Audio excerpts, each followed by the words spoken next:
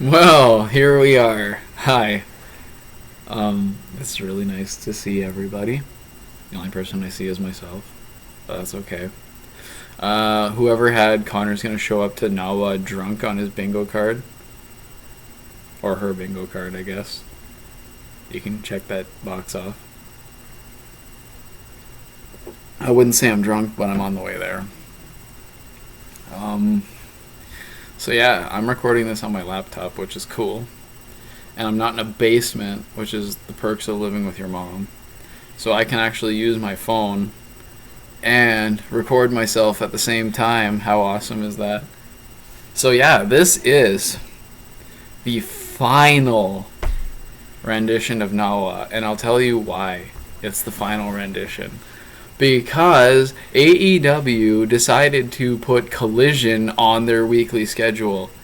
And oh my god, you do not want me to watch fucking 6 shows of wrestling every week, and I don't. Like, there's like a good couple of months over the summer that I just could not be bothered to watch certain shows like Rampage. Like, I can't. Do you understand how much fucking time like North American wrestling takes up? I couldn't even delve past AEW.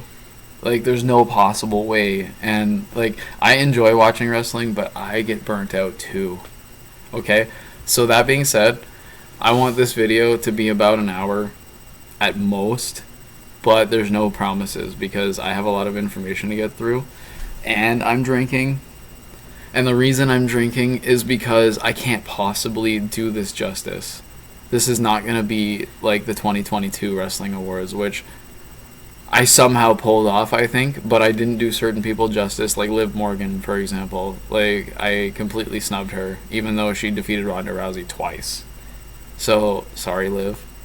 But you have to understand that I'm only one person.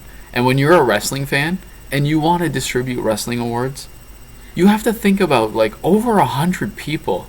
100 people that, when you're a wrestling fan, you basically have to fall in love with each and every one of them in order to truly appreciate what they're doing. Excuse me. You know what I'm saying? This is my only Canadian, by the way. But I thought I would start with the Canadian. I've also drank quite a few shots of tequila. And the reason I chose tequila, I chose Jose Cavero because it's cheap.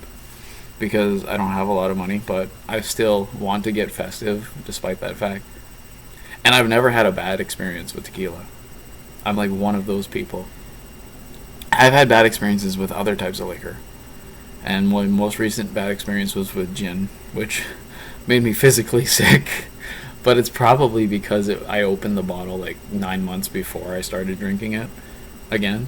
So that's why I'm on tequila this time rather than gin, because I've, to this day, been perfect on tequila. So let's hope that experience continues. But that being said, I've got 4 of these tall boys. They're not all Canadian. They're all lagers, though. And we'll see which one tastes the best, or I'll just drink them through. I don't know. Either way, it's New Year's, so Happy New Year 2024. But we're talking about 2023, and this is the North American Wrestling Awards for 2023.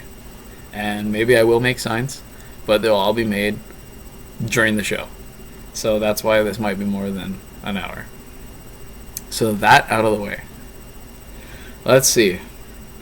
Savage Award. That's an easy one to give out because there was an extremely savage moment this year that has no competition. This year was not a very savage year unless I missed something. Well, I mean, I guess I could mention Andre Chase losing Chase's university funds. That's pretty savage. I won't lie, but that's not going to win the Savage Award. I like Andre Chase, by the way. And I figured it should have been Duke that lost the money because Duke was the guy who played poker beforehand. Like, I hope you guys do something with that.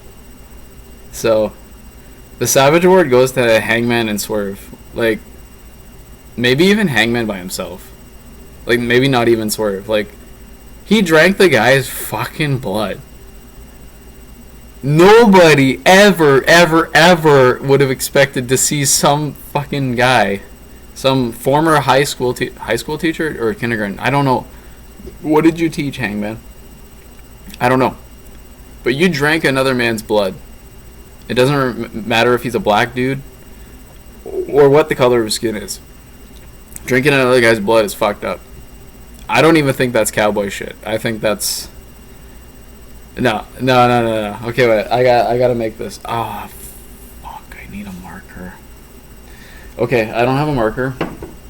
So when I hold up a piece of paper, you gotta remember this. Hangman Page, you're a fucking savage. I'm pretty sure cowboys aren't supposed to be savage, so you're not the stereotypical cowboy. I wish I had a better word than stereotypical, but that's what it was. Okay, so I can cross that one out, because I got my notes. If you remember the notes, it said Swerve of the Year. I don't know if that's the Swerve of the Year yet. I'm going along, as I do. I will make decisions on the fly in this show, which is why I'm drunk. No, I'm not drunk. I'm absolutely not drunk. I'm completely composed, ready to give the world my best shot while I drink alcohol. And alcohol is not the same as weed.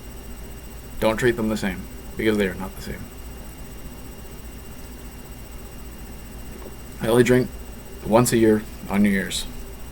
Except for this year when I drank on St. Patrick's Day and some other occasions, because I had a friend that really liked to drink, and I liked spending a lot of time with my friend who really liked to drink, and I really liked to have a good time too.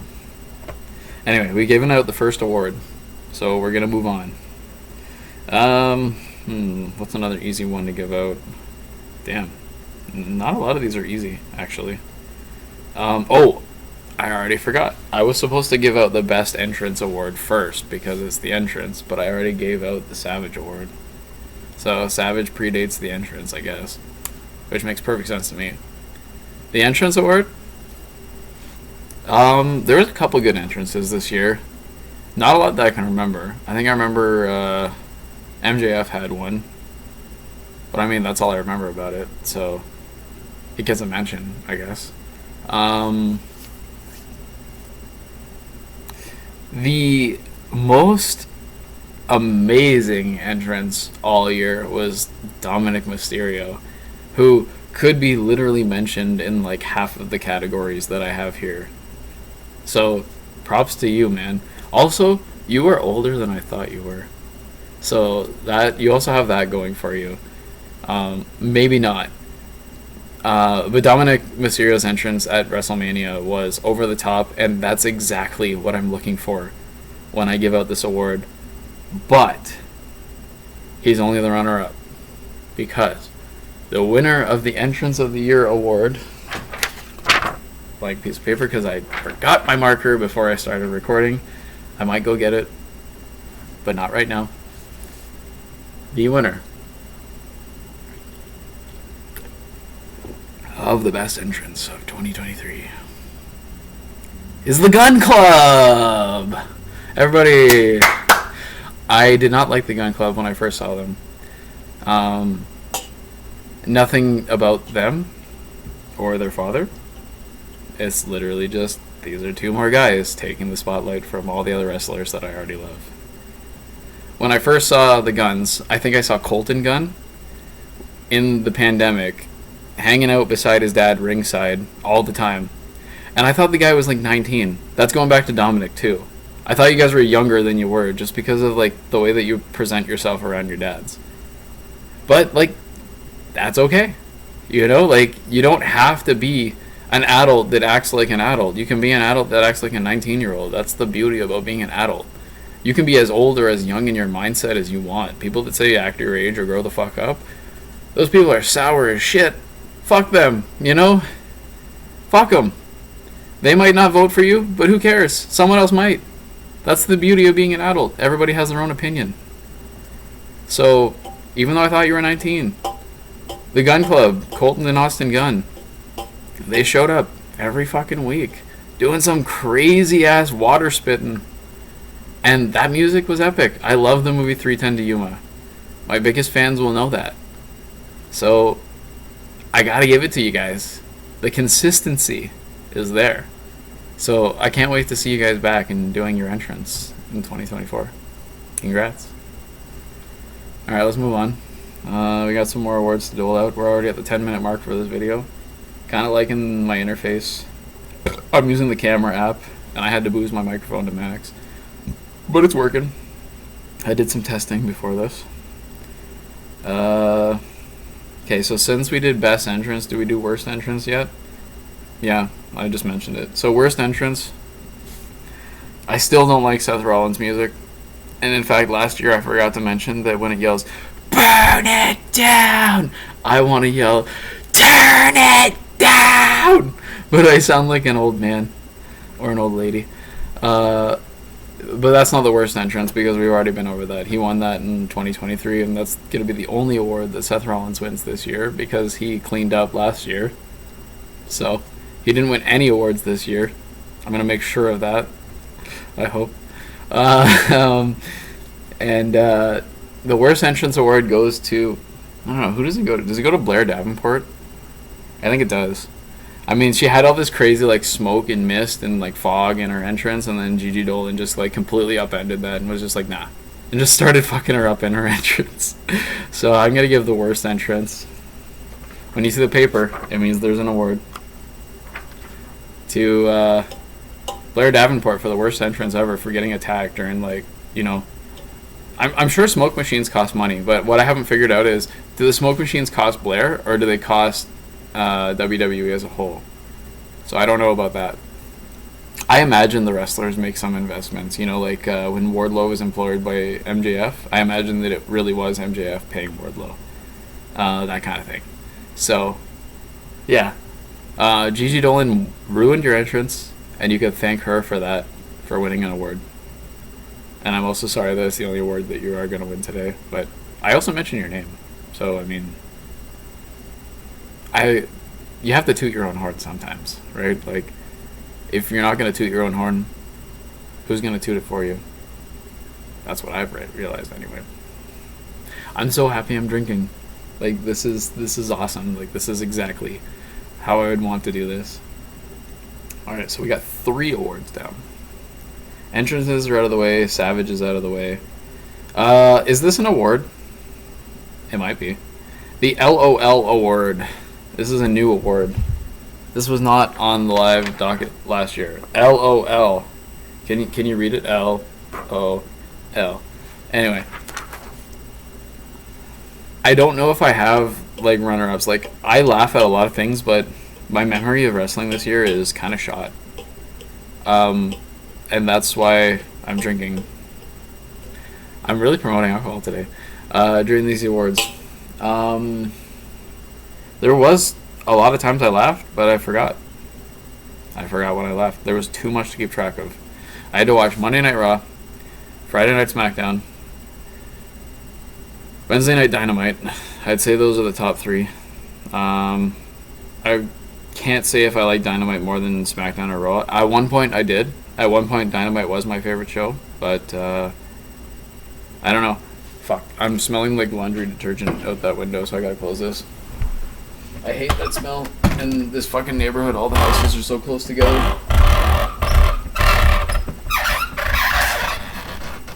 The houses are so close together.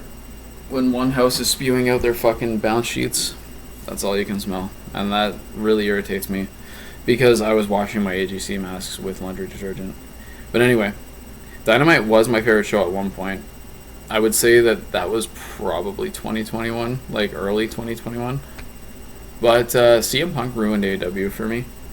I thought he was shoehorned in, and then they made the show all about him, and I really didn't like that. I was going to say the LOL award, but now that I'm talking about CM Punk, I just want to mention this. The true AEW championship with the X spray painted on it, awful.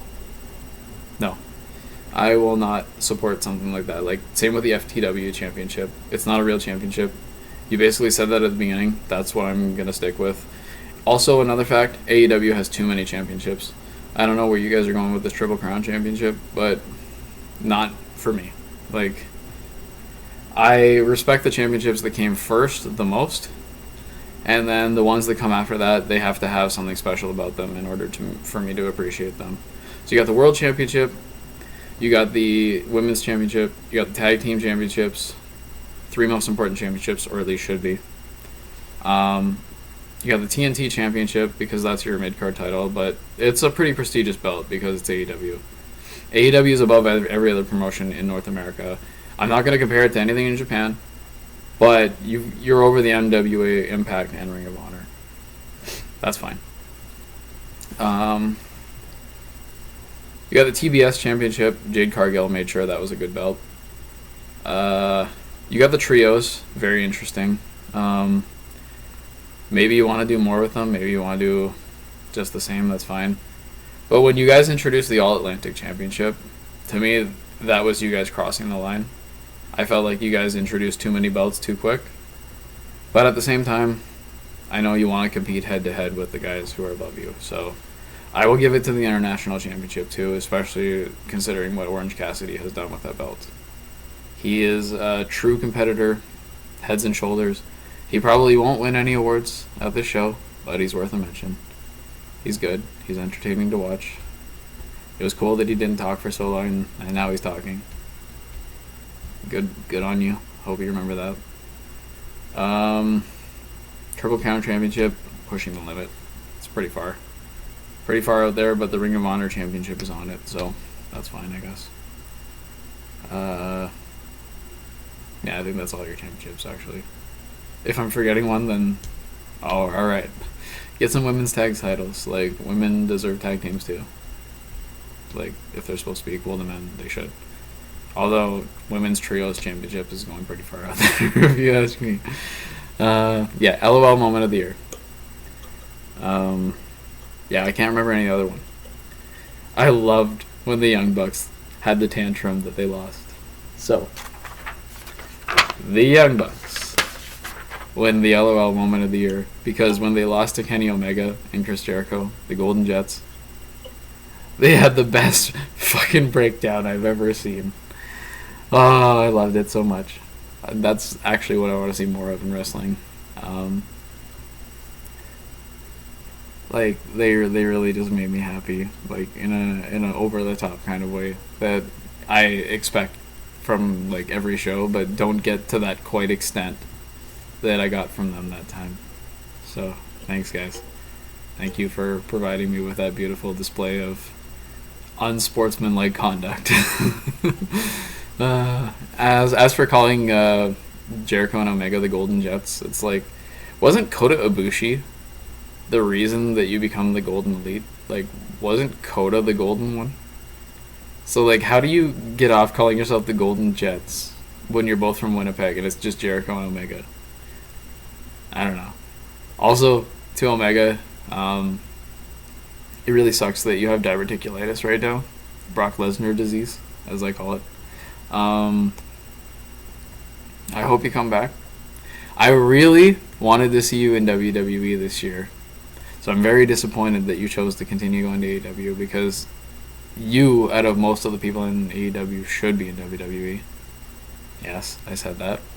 Because I want to watch you have a match with Seth Rollins before the two of you are too old to really go anymore. Because I'm worried about that now. Because you got me worried about that because you have diverticulitis. So thanks a lot for that. And as for MJF going to WWE, well, MJF seems to have unfinished business in AEW. In fact, it seems like there's a lot of people that want to have matches with MJF.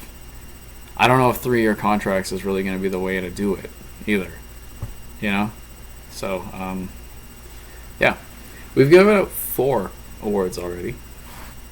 And it's already 19 minutes into the video. So, we should continue. Because I want to do this in an hour and get this out so that people can enjoy their New Year's Eve. As you can see, the sun's still out. The sun might not be out by the time this video is over. It's 10 after 4 right now. Best entrance, worst entrance, LOL, and Savage moment are gone. Epic fail award. I'm looking at like a bunch of things like I have on a list here. There's a couple things worth mentioning. First, I'll mention the biting in AEW. I'm gonna use some more drink for this one.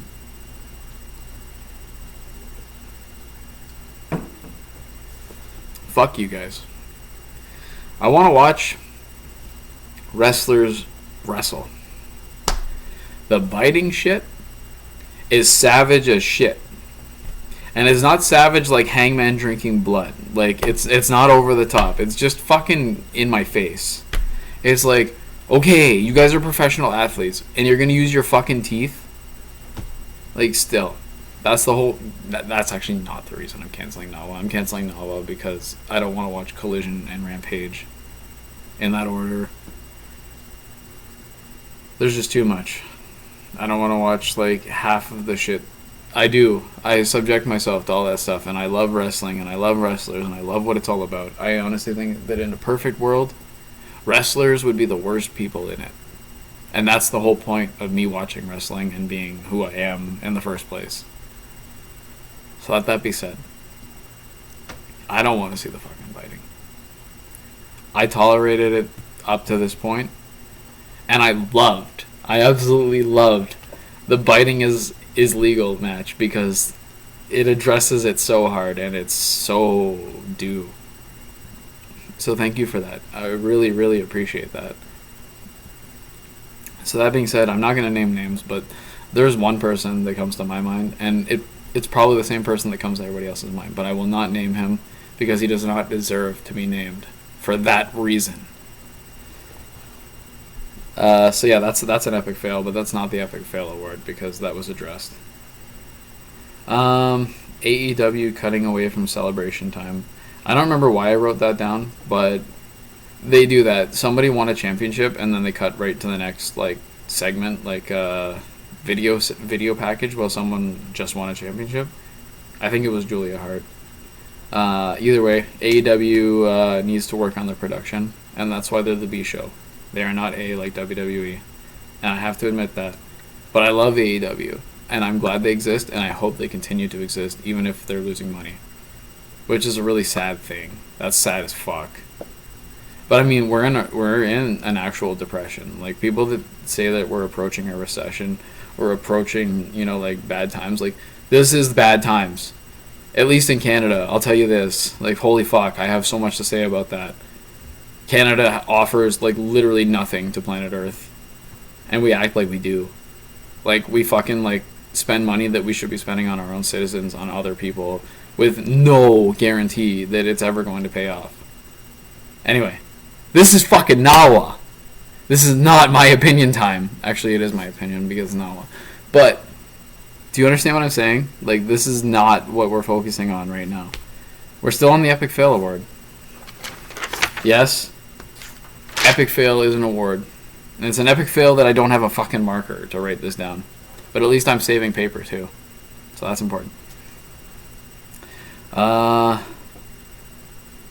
Punk is a brute. I mean, I get what he was doing. And that was in 2022 when he did his friggin' backstage. It wasn't backstage. It was like the press conference. Like, he wanted to act like the champion that was all that. It was like D12 my band shit. Like Eminem like talking up his band and stuff. I get what CM Punk was trying to do. It was disgraceful though, as my dad would say. CM Punk's dad is an alcoholic. Anyway. Why did I go there? I thought about that beforehand. I did. But I drink. I'm not like CM Punk. I will fucking drink. And CM Punk's turned over a new leaf, so I have no business throwing something that happened in 2022 at him either. That being said, that was terrible.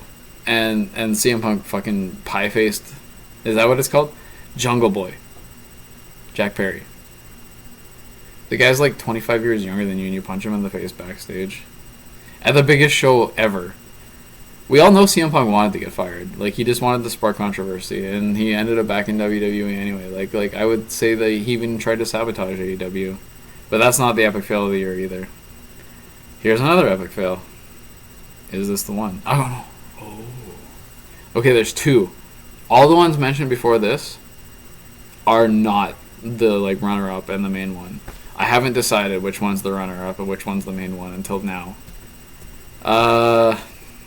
Which one do I do first? Charlotte and Jade Cargill both lost their titles in their second match of the night. And this also draws MJF into the picture too. Having 2 matches is impressive. But it also devalues your opponents too if you beat them when you have 2 matches with them. Charlotte and Cargill both lost their titles in their second match of their night. And I fucking hate that. It's like saying the only way you can be beat is if you've already wrestled someone that night. And I find that to be an epic fail. I just hate that that was the booking. That might have even been the wrestler's choice, but I don't want to see that. I don't want to see people with historic title reigns or prominent title reigns lose their title in the second match of the night just because their ego is too fucking big for the ring, So that is an epic fail. That might be the runner-up epic fail. The other one I have written down at this level is the Guns injure MJF in the pre-show.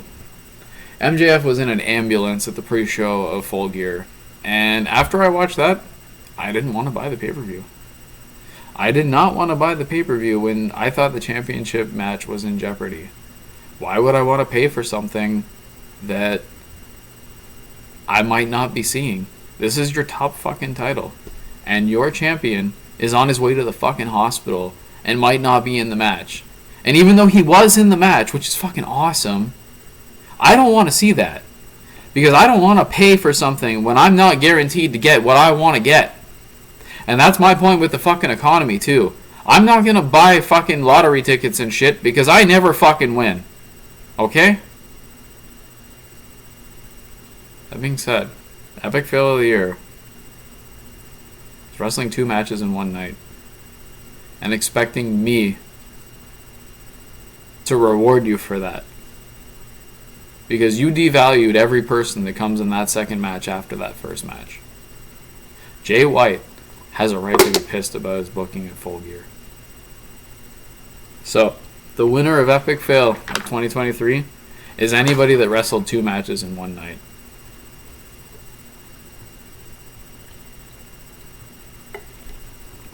Good. I'm past that.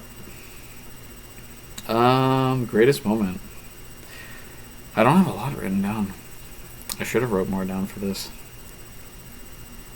Moment of the year? Do we do this now? Scumbag of the year. Did I already say swerve of the year? I didn't really say swerve of the year. Father of the year is Christian Cage.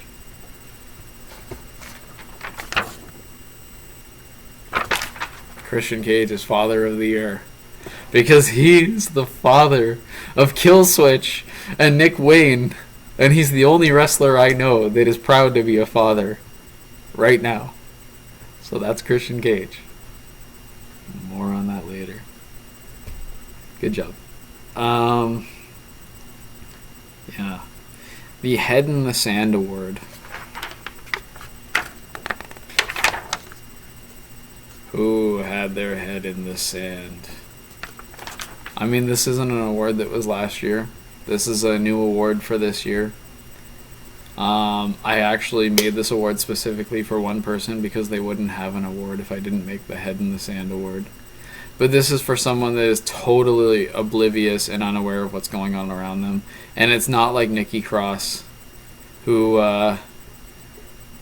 kind of disappeared and kind of had no care about what was going on around her at all. But this award, the Head in the Sand Award, goes to Roman Reigns, who doesn't deserve an award, but I wrote this award for him.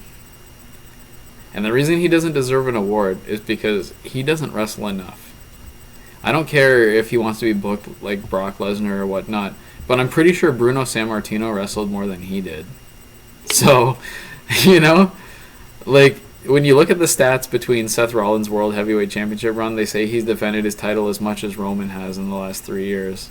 And this is pretty much the only thing I have to say about Roman. He's not going to win the Wrestler of the Year because he never shows up.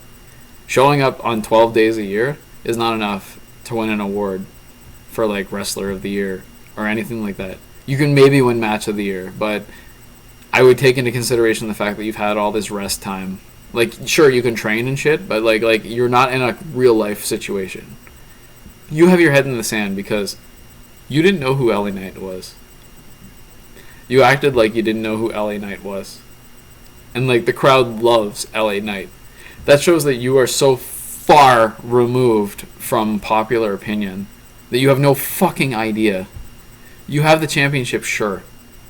But, like, if you didn't have people that were behind you, like, if you actually, like, tried to win every match clean, like, things would be totally different. And you didn't know who LA Knight was. So, yeah, Roman Reigns has his head in the sand. Take that as an award or not. I don't care. I'm still on my first beer.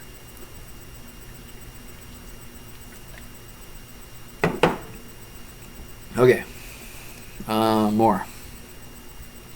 Swerve of the year. There was a lot of swerves this year. I could tell. People wanted to have some sort of surprise or suspense or something. As you're going, I'm wearing like a teal shirt, by the way. Finally showing love to teal. I decided like before like I put on this video, I went through all my clothes and I was like, what do I want to wear today? And I was gonna wear something a little bit fancier, but I decided to show love for teal finally. And I have my new brown sweater, which I fucking love too. But swerve of the year. Yeah, there was a lot of swerves this year. In fact, so many that like my mind doesn't want to even like go through them all. I remember them at one point, but I only wrote 2 down, so those might be the best 2. Adam Cole being the devil, that's not written down. Not really a swerve. I mean, like, let's be honest, that's a pretty cool fucking story. You know? Like, everything about it was pulled off perfectly. It's predictable, and that's fine. Like, it's okay to be predictable. Because, like, you had to suspect Adam Cole because he was injured the whole time and he was always near MJF. Like, it's not like it's going to be, like, a surprise. Like, maybe if you're, like, a 5-year-old and you're watching wrestling for whatever reason, like, my kids weren't sure if they should be watching wrestling at 6 and 7 years old because they feel like they're too young. But, like, I've seen kids in the crowd, like, you know, maybe 4 or 5 years old that are really into it. So I'm not going to judge about that. But, yeah, it was kind of predictable, so it wouldn't be swerve of the year for me. But the fact that, you know, you had Wardlow in your group too is also kind of cool. But, like, I pictured those, like, devil guys to be the kingdom in the first place, so I can't give that the swerve of the year award from me anyway, despite the fact that the storytelling was actually really great. Also really sad to hear, actually, because I liked Adam Cole as a face, and I'm kind of disappointed that he's a heel again. Because when Adam Page was the World Heavyweight Champion, I couldn't stand Adam Cole. I wanted him far away from the TV screen as much as possible because I was so annoyed that he was just the same fucking guy, the same fucking heel, and now Adam Cole's the devil. So, I can't say I'm really about that. I want to see you guys lose. But you do have the Ring of Honor Tag Team Championships, which MJF held by himself for the last, like, quarter, third, half of this year, you know? But yeah, swerve of the year, we're still on that. There's 2 things here that nobody else probably has on their bingo card. The first one, MJF turning face and staying face. Like, we're going into 2024 with MJF being the good guy and actually being screwed over. Although I'm pretty sure in one of his his videos that, like, video package vignettes that were running, I'm pretty sure a guy got his ass kicked to, like, basically say that MJF was our scumbag. So that's also an award, scumbag award. But we're not there yet. We're at swerve. I don't know. He's a face. Is he staying in AEW? I don't know. I hope he does. That's where he has unfinished business. In WWE, I feel like he'd be lost in the shuffle very quickly. And I'm pretty sure he knows that too. I've got a mind for the business. I'm part of the business. At least, I will say that. You guys can believe whatever the fuck you want to believe. I don't care anymore. I'm drinking right now. The reason I don't care anymore is because that's for another fucking time. Okay? If I was fucking Kane from Nod, I would say, is that camera still running? And then I'd shoot the guy. I'm fucked in the head. Anyway, let's keep going.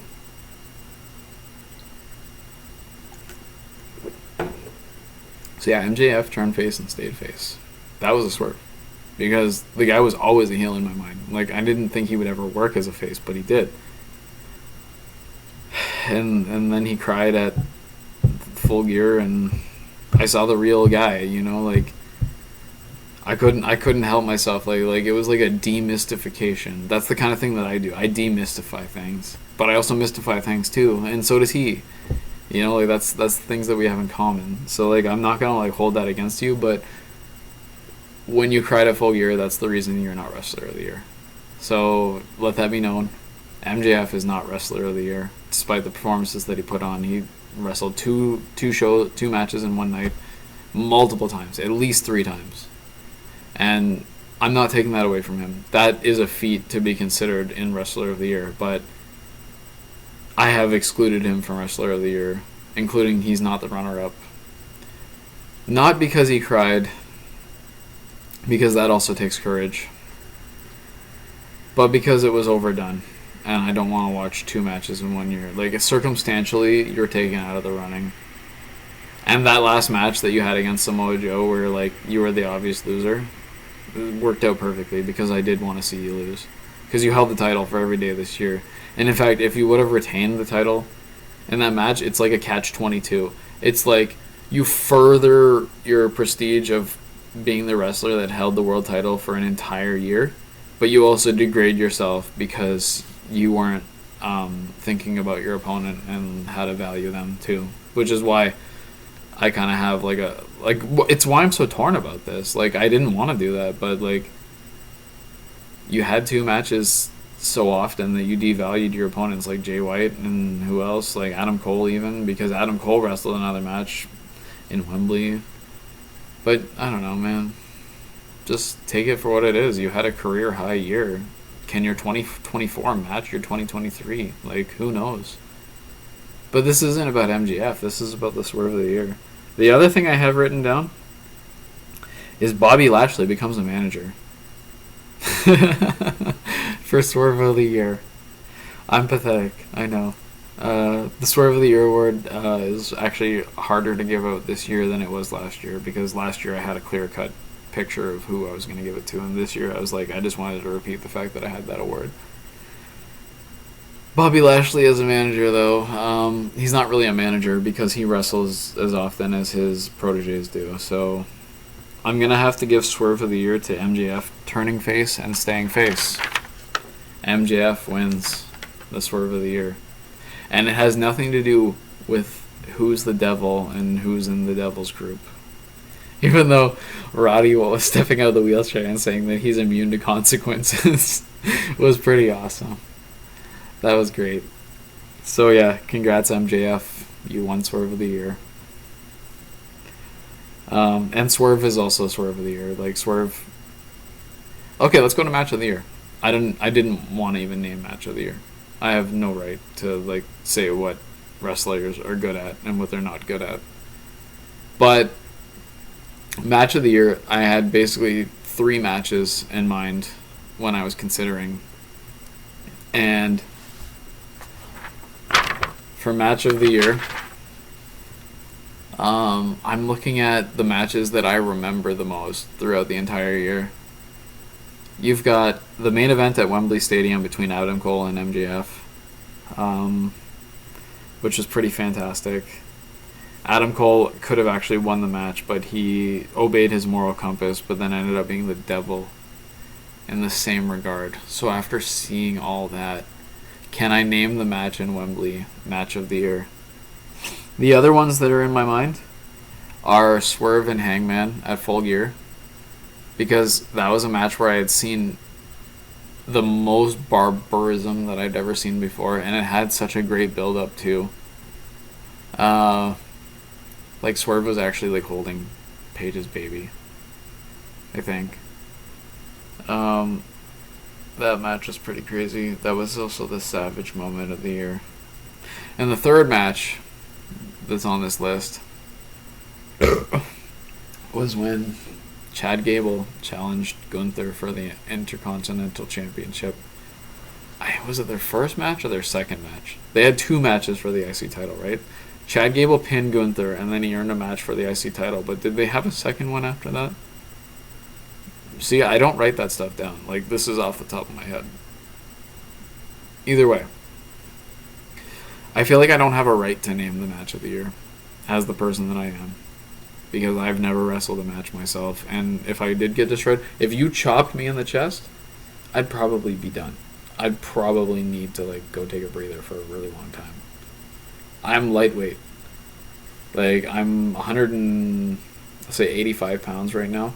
I haven't been to the gym in a month because of this fucking course that I'm taking. Literally eating up all my time. I try my best to stay in shape, but I need more time at the gym. And I don't have toughness. If I have power, I don't have toughness. We'll say that. So I really have no judge. I've got no right to judge who is the match of the year. They all have high levels of stakes for different reasons. Being the main event in Wembley, or being a really savage match, or challenging someone who seems like an unbeatable champion. All 3 of them deserve to be in that position. And my very plan was get drunk for Nawa so that I can name a winner. So I have to name a winner.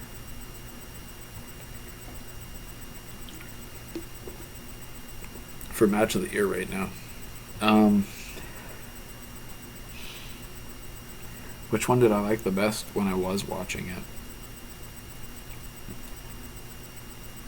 I don't want to promote drinking your opponent's blood, so I think I have to take that one out. I don't want to like be the guy that's like, yeah man, that was such a great match. It's like when Cody tore his pec and wrestled the whole match. Like, like that's what I said the match of the year was last year. I even regret doing that, but that was such a good match, and it was such a good story, and this, that, and the other thing. So I'm putting my foot down. Blood drinking's out. So it's between the main event of Wembley Stadium and Chad Gable and Gunther. Fuck. I don't want to give either of these matches match of the year. There's so many other good matches too. Like, so many other things just get swept to the wayside because of this. Which is another reason why I'm discontinuing these awards, and I want the promotions to give off their own awards. But without me, nobody would ever compare AEW and WWE the way that I do. Like, What Culture does a pretty good job, but they don't have the kind of prestige that I have. They might have followers and fans and this, that, and the other thing, but their voices as a collective do not equal my voice. Sorry.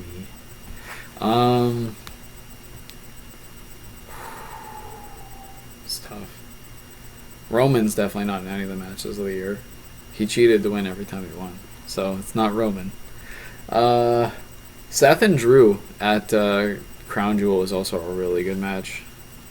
Like, I had to watch that match a second time to like see what I was seeing, and I just brought that in just now. But I do like Seth Rollins as the new, I call it the new World Heavyweight Championship. Just so you guys know, it's not the World Heavyweight Championship, it's the new World Heavyweight Championship. And that's for personal reasons, which many of you would understand. But the people that don't, I don't care. I don't have to explain myself to you. You want to know? You ask me.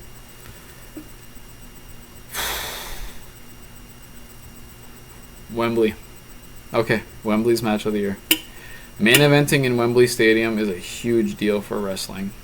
So, Adam Cole and MJF,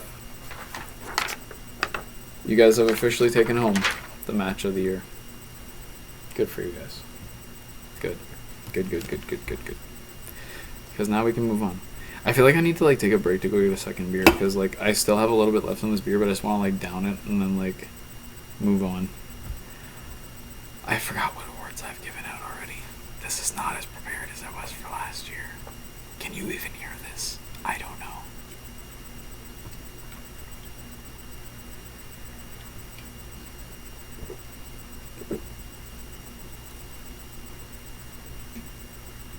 We're already 45 minutes into this. Okay, I'm done my first beer. So that's one beer in 45 minutes. So, I don't know. Do I take a shot with you guys? Liquor before beer, you're in the clear. Beer before liquor, get drunk quicker. Or, never been sicker. So, to spare myself embarrassment, I'm not gonna drink tequila. I will get my second beer. And it's in the fridge. I'll be back in 10 seconds.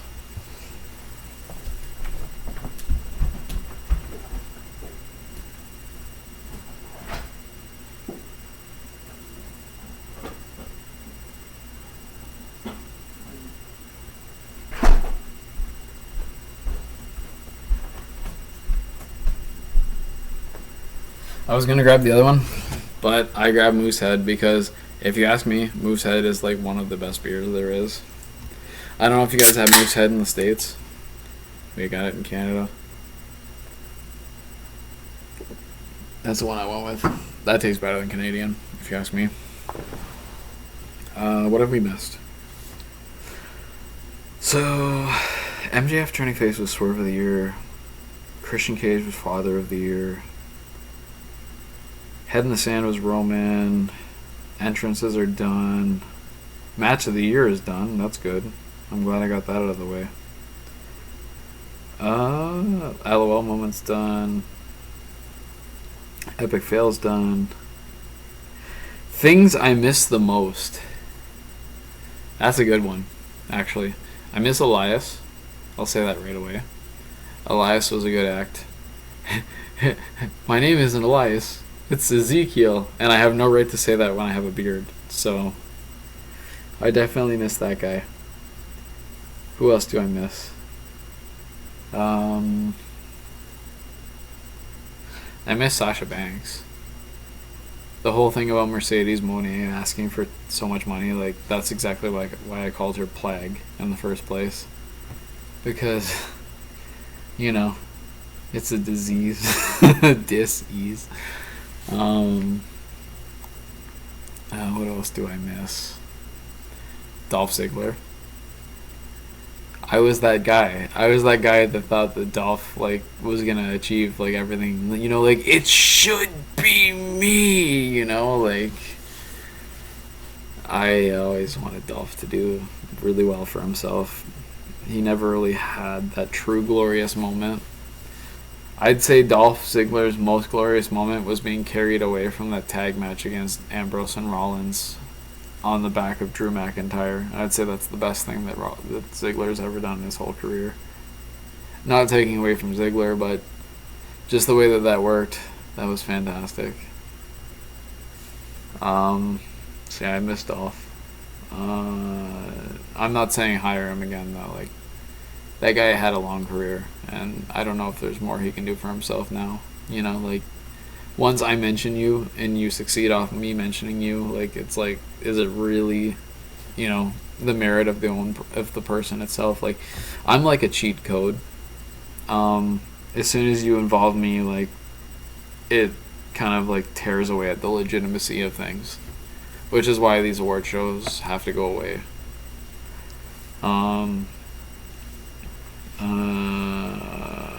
What else do I miss? I mean, there's something I have one thing written down on my phone right now. But I miss a lot more than just that one thing. There's the thing about wrestling is there's so much going on in between, like, the lines and the scenes and the politics and all that. And I don't know, I miss thinking that Kenny Omega was unbeatable.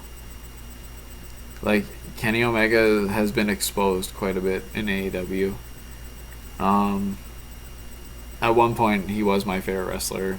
To see Kenny Omega wrestle was like, you know, you see this guy who's unstoppable, but in the last year or so, you realize how human he is. And I think I said it earlier that I wanted to see him face Seth Rollins. And even last year I said that's the match, you know, I never even named it. I said, you know, there's the match we want to see. I want to see Kenny Omega versus Seth Rollins. But I would have liked to see them like Seth Rollins and Kenny Omega like circa 2019 and not like circa 2024. Like, time has passed on and things have changed. So it's a little bit bittersweet in that regard. QT Marshall. I can't believe you left AEW. John Morrison has the greatest, coolest finisher of any wrestler, if you ask me. Starship Pain is unparalleled. So, like if you want to go into a match with Johnny, keep in mind that man is like the holy grail of wrestling. I love myself.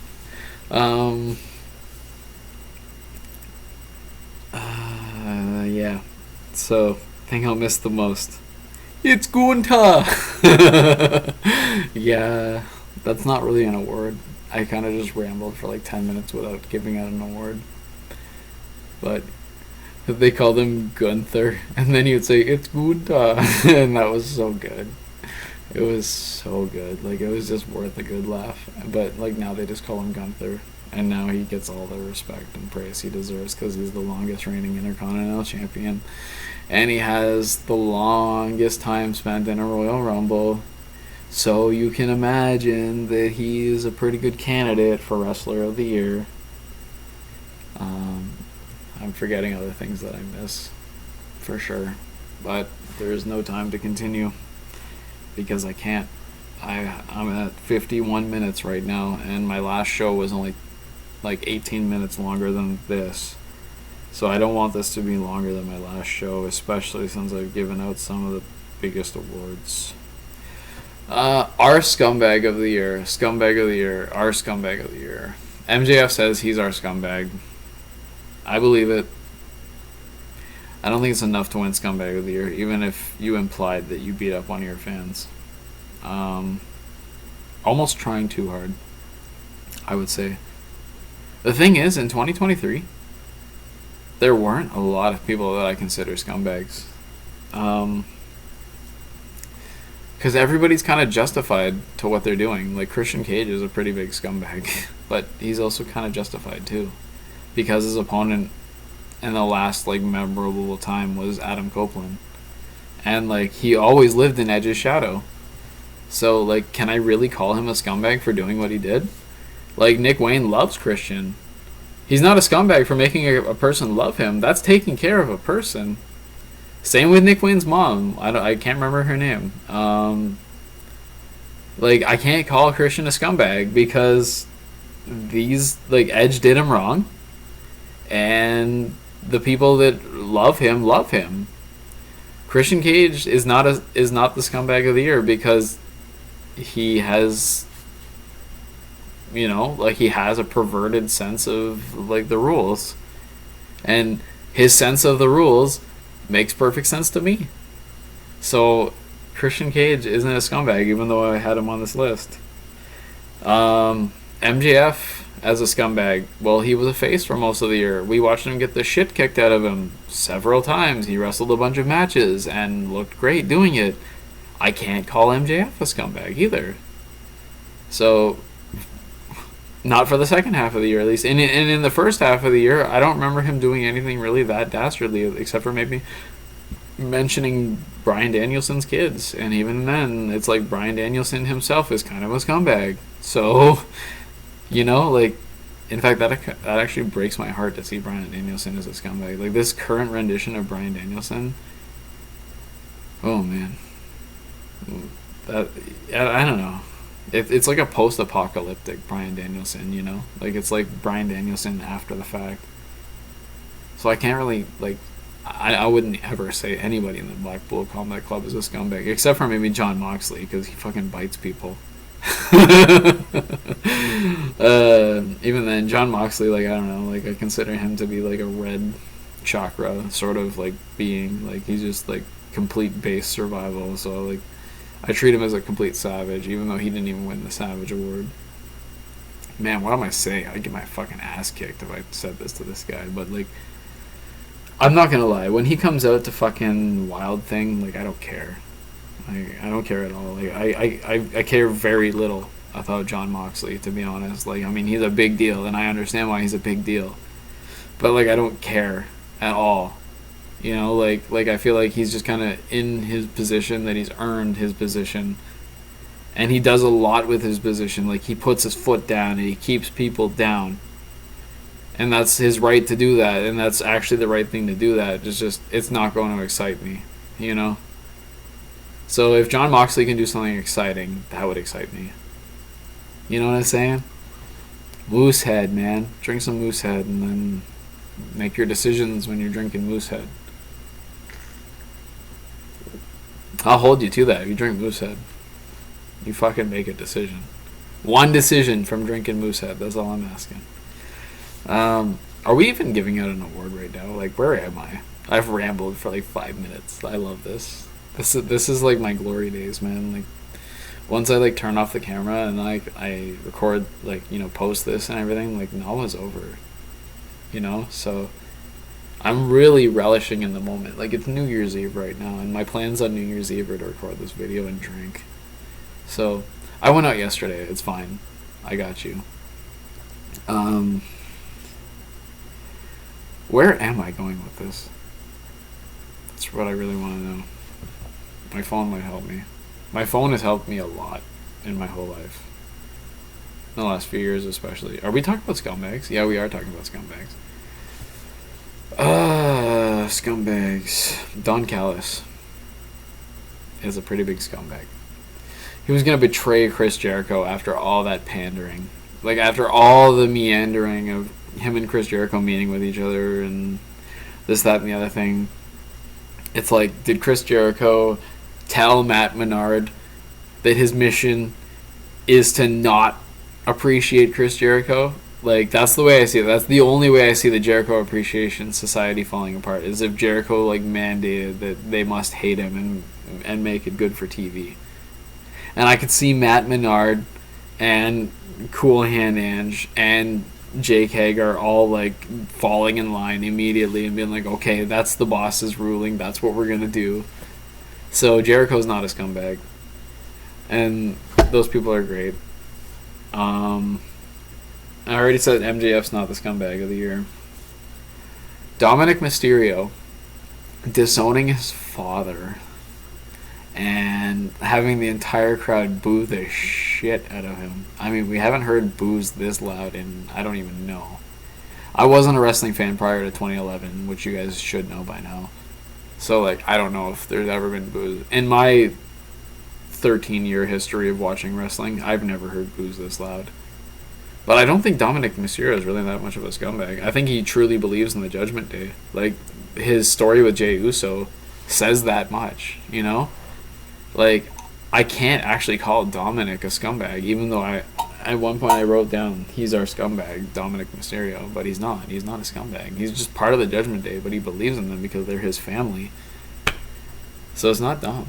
And none of the members of the Judgment Day are that scummy. Like, sure, they rule Monday Night Raw, they have the tag titles, they beat people down, but they've never humiliated people. You know, like, humiliating people is like taking an individual or a team and, like, completely, like, you know, devaluing them as, like, a person. The Judgment Day has never done that with anybody.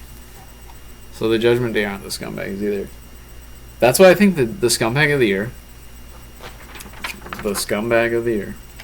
is Don Callis. Because he threw away his friendship with Chris Jericho. He disowned Sammy Guevara. Like, basically treated him like an afterthought after he was fucking, you know, away because of his injury and his family. And the Kyle Fletcher thing, I don't really care that much. I don't know, Konosuke Takeshita, you know, he's his guy. Will Hobbs. Like, I don't care. You know, I'm sorry. I'm fucking recording this, and you guys are gonna see it, and I don't care. I really don't care. There really was no scumbag of the year 2023. Everybody just did wrestling, and that's fine. I really shouldn't send this out, but I'm going to. Consider this like a swan song of Connor Townsend, because I'm terrified of 2024, and I'll get more into that later. I'm already at the 1 hour mark in like 20 seconds. Scumbag of the year goes to Don Callis for disowning Chris Jericho and creating this family and humiliating Chris Jericho with Will Hobbs. Like, Will Hobbs crushing Chris Jericho is good for his career, but it's a pretty scummy thing to do. But he did it on behalf of Don Callis, so fuck you, Don Callis. You win the award, dickhead.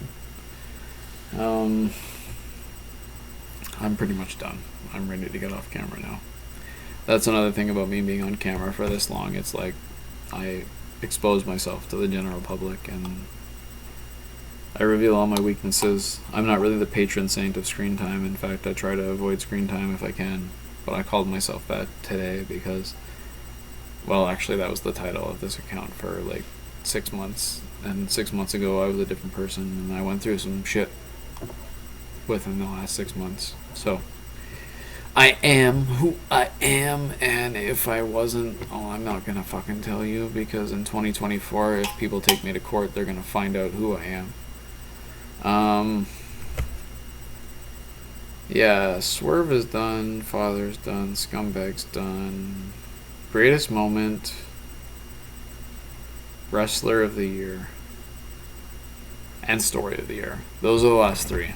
I'm not doing any more. So I've got three. Greatest moment, Wrestler of the Year, and Story of the Year. Greatest moment, the new Judgment Day. I love to see that.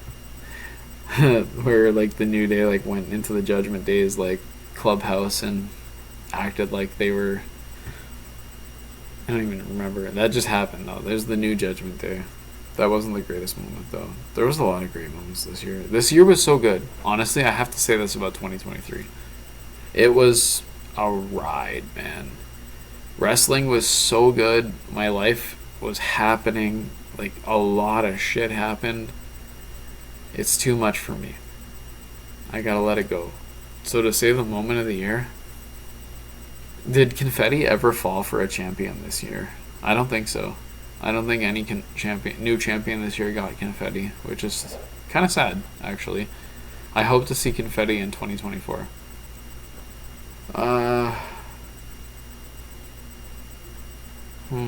Moment of the year.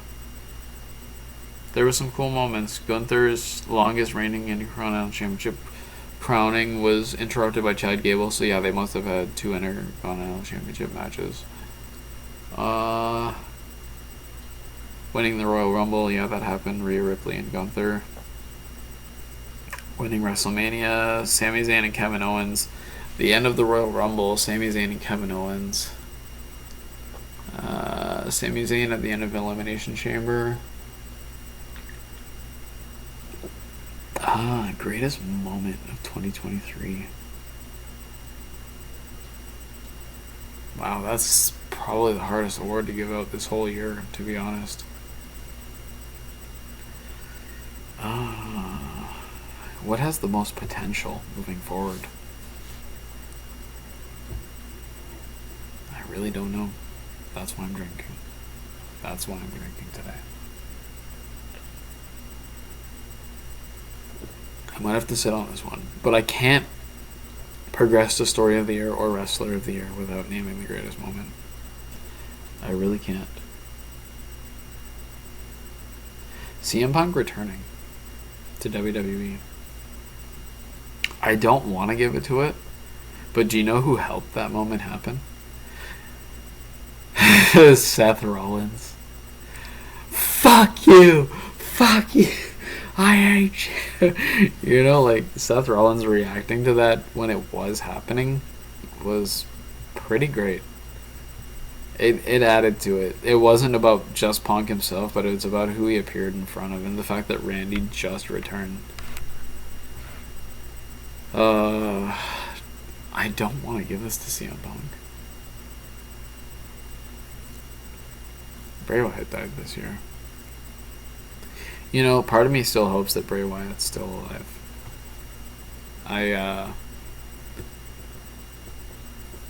I can't believe someone like him is gone. That sucks. I would like to believe at the bottom of my heart that Bray Wyatt's still alive and that Kenny Omega is coming to WWE, and Kenny Omega will be one of the people opposed to Bray Wyatt's lineup. When I say lineup, you know, like, I mean like a faction. There's a lot of factions these days.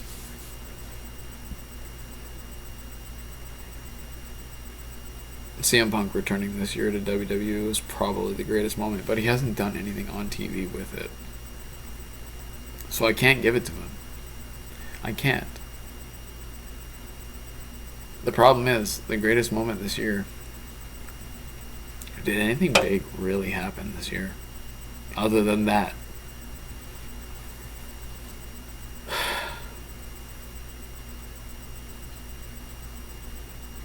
I would say Jey Uso leaves the bloodline. I'm giving it to Jey.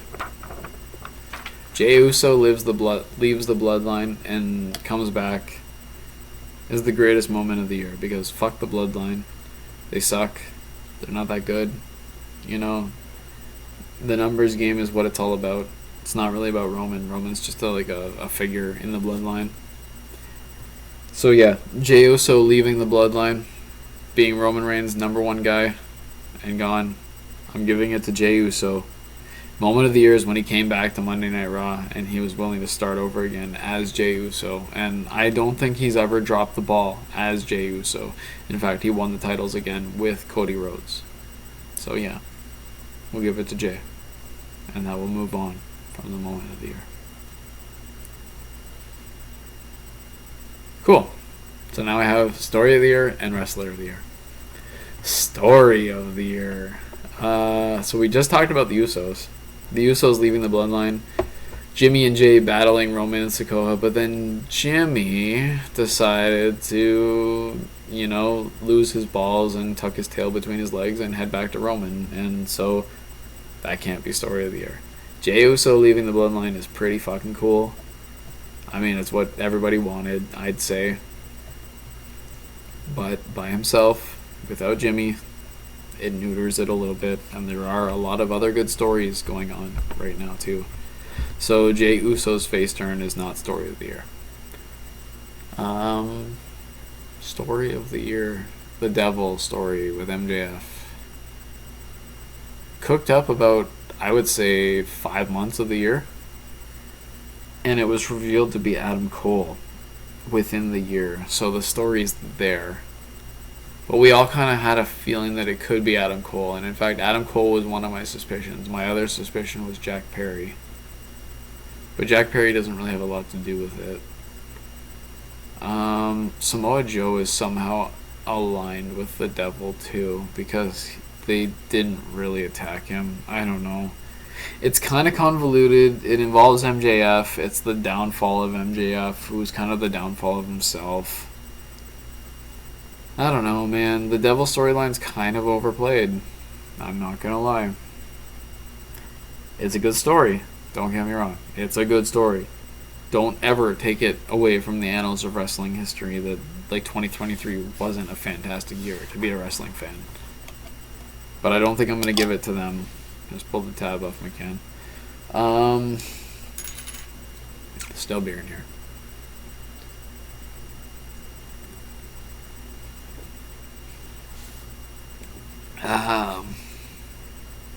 I mean, I'm pretty sure I know who's the Story of the Year already.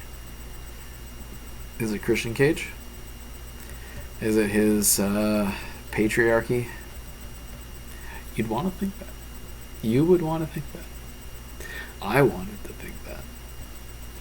But there is a story that has been underlying this whole thing.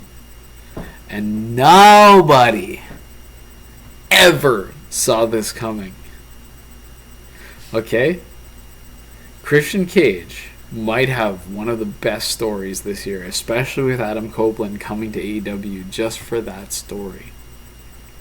But the real story this year encompasses that entire thing. All the work that Christian Cage has done this year is trounced by the actual Story of the Year. And I'll tell you what that story is. And because Christian Cage chose to portray himself as a father figure is why this has happened. Rey Mysterio has the Story of the Year.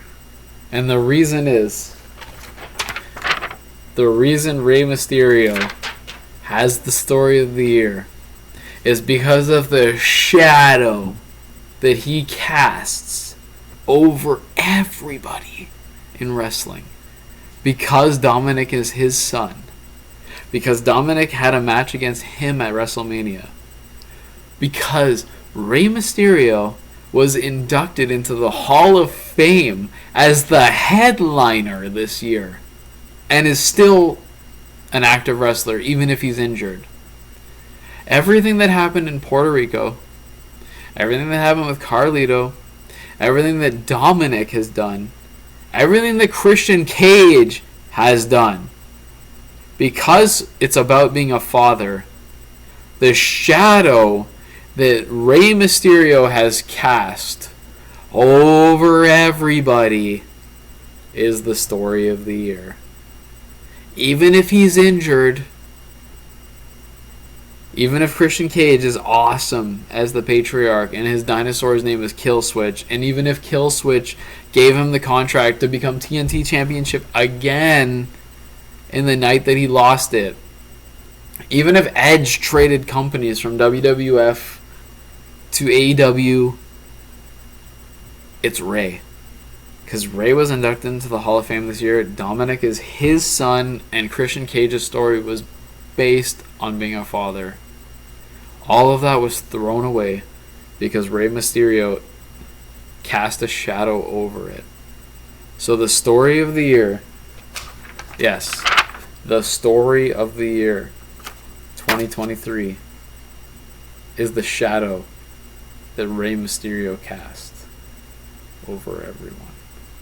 And that makes perfect sense to me because when I first became a wrestling fan, before I was a fan of CM Punk, because of the Voice of the Voiceless or the new Nexus, before I was a fan of Edge, before I had ever watched a wrestling show, I thought the coolest wrestler was Rey Mysterio. For you, Rey. Anything I ever said before, forget about it. It's for you. And I bet nobody saw that coming. Nobody saw me giving the praise to Mysterio. Okay, so we're at 72 minutes for this recording. We're almost done. I have to name a wrestler of the year. It's longer than last year's video. Forgive me. But it's long enough. It's New Year's Eve at 5 p.m. Sun's almost gone down. It'll be nighttime in like half an hour. We have to name the wrestler of the year, which is the most important award that I can pass out on my show, because it's the only one that transcends multiple years beyond Nawa. Nawa only really started 3 years ago, I think. In 2021, I decided to name off a bunch of things. In 2022, I actually gave out paper awards that people could remember for it.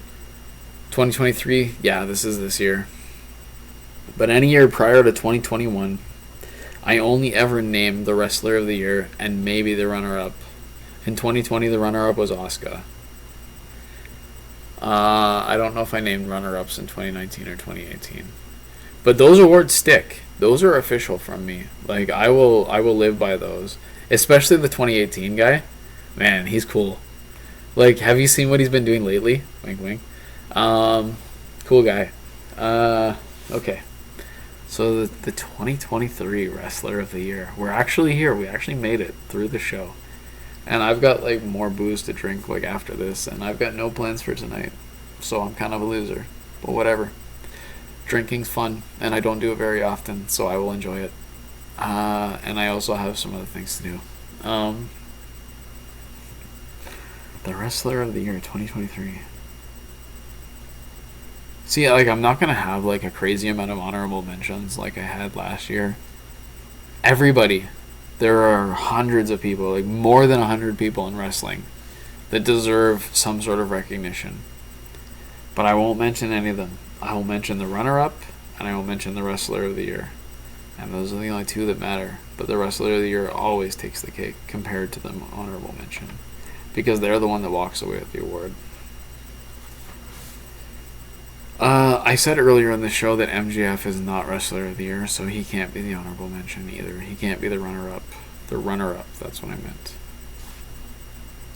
because of the things that went down. Wrestler of the Year 2023. Christian Cage is on the list.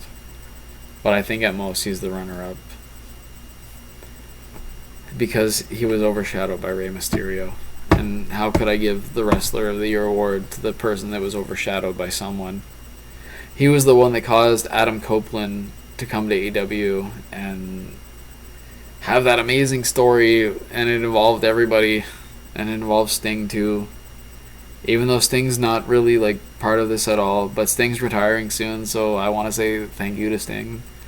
It's really cool that I got to watch you wrestle so much when I never thought I would ever be able to watch you wrestle so much.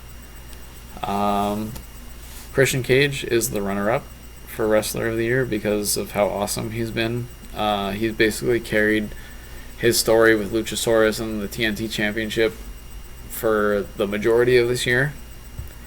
MJF has done a fantastic job, but he's wrestled too many, like 2 matches in one night, which should earn you Wrestler of the Year, but it doesn't because it devalues your opponent, and Wrestler of the Year takes into account how you treat your opponents, which is why Shane McMahon won Wrestler of the Year, because he looked awesome, but he also made his opponents look awesome when he won it. It really only leaves one person. Is anybody like opposed to this? When I say Gunther, he wrestles WWE's schedule. Like, he wrestles 3-4 times a week. So when you're in WWE, you're more likely to win the award than the AEW. Even though AEW wrestlers have won the award on multiple occasions, I made sure of that. Did I already name the Wrestler of the Year? Did I already say the Wrestler of the Year? Just the matches for the Intercontinental Championship. Becoming the longest reigning Intercontinental Champion of all time this year. Overthrowing the Honky Tonk Man, who's like completely irrelevant. Like, watching every one of Gunther's matches for the title was fantastic.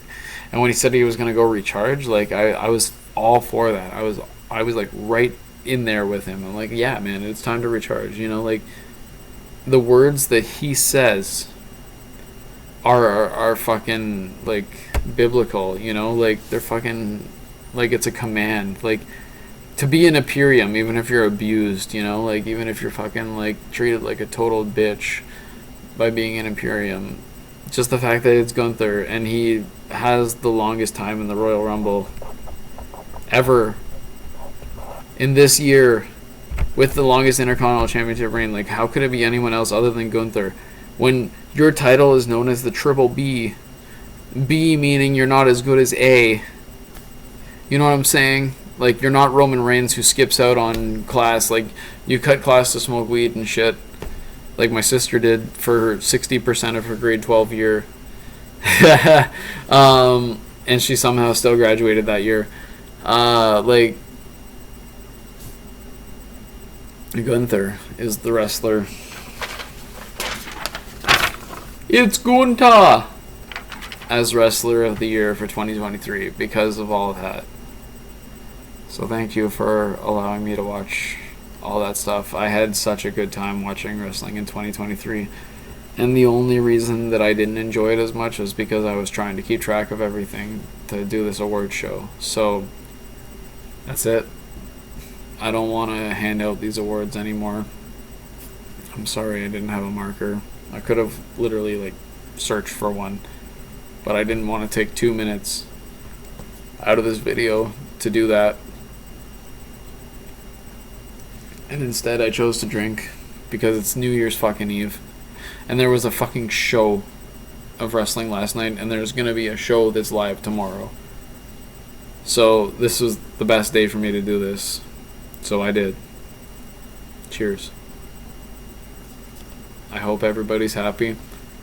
I love wrestling, and if you're a wrestler, I respect you to the infinite fold. Because like I said earlier, I think wrestlers should be the worst people that are on planet Earth. And anybody worse than a wrestler, I have a problem with. I don't have a problem with anybody that wrestles.